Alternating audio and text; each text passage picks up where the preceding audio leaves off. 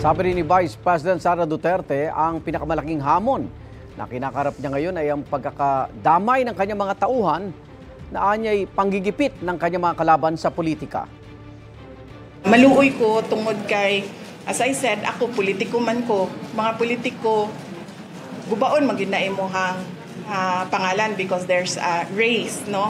So, para makalamang ang kalaban, mandaot yun na sila o ilahan kakompetensya sa politika. Nakadetain na sa House Detention Center si OBP Chief of Staff, Attorney Zuleika Lopez, matapos siyang isight in contempt ng House Committee dahil ito sa sulat niya sa Commission on Audit na huwag daw sundin ang sabina ng Kamara para sa mga audit report nito tungkol sa confidential funds. Sa isang pahayag, sinabi ng OBP na humiling si Lopez na huwag na silang maglabas ng statement kaugnay ng kanyang pagkakadetain.